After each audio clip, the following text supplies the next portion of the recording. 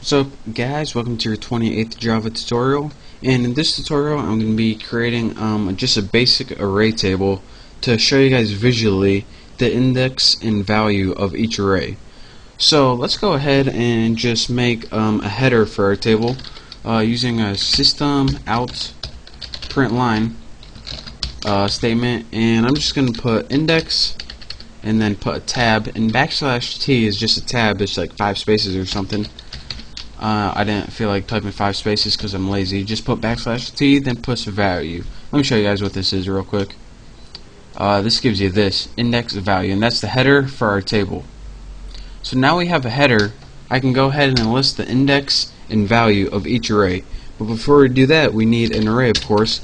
So I'm going to make an integer array called Bucky, and I'm going to use that array initializer that we used last time, and go ahead and add like 5 or 6 values or something.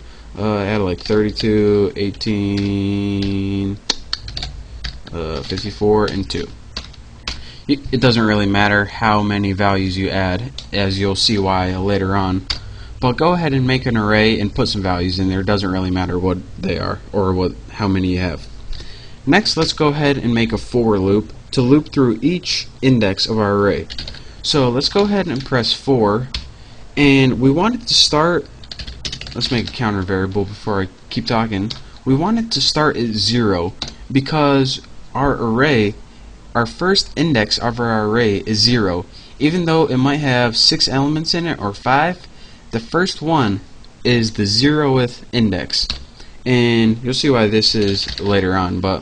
And then the next thing you want to do is give it how long do you want to go.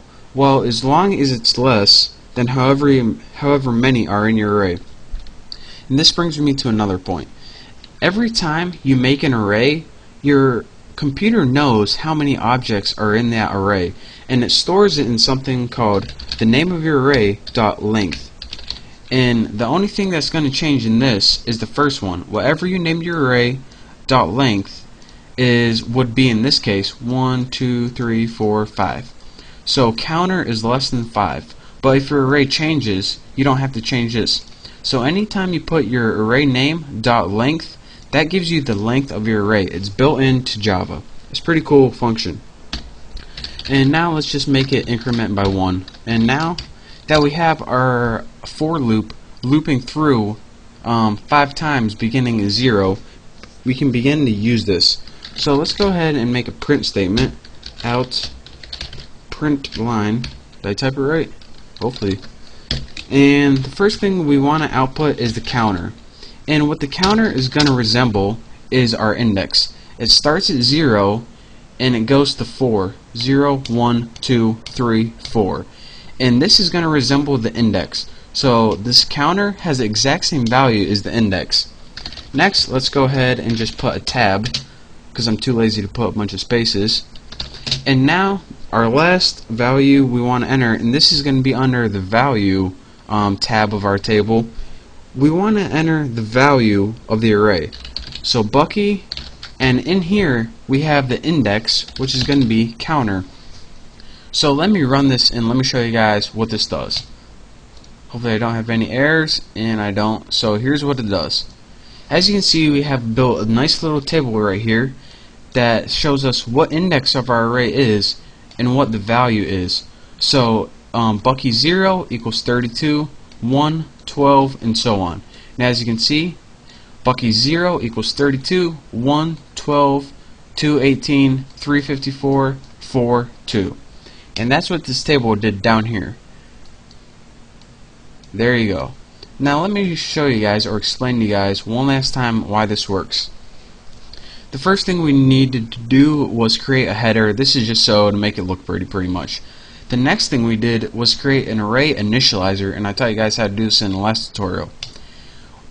The next thing we did was make a for loop, and key here is you need it to start at 0, and this is because your first index starts at 0, so that's where we want this to start.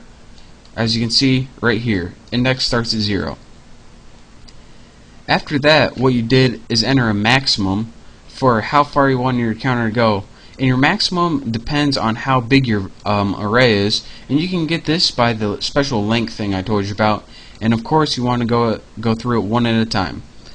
After that, you just output it on the screen, counter, which was the index, which was cycled 0 through 4, this thing, which just gave you a bunch of spaces in between, and Bucky, and then the counter inside it, or the subscript inside it. And whenever you did this, it referenced, say you reference Bucky 1, it would give you this value. Bucky 2, this value. Bucky 3, Bucky 4, Bucky 0.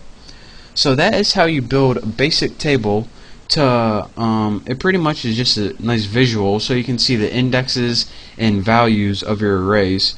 So that's pretty much all that does, and I hope you understood that at least a little bit.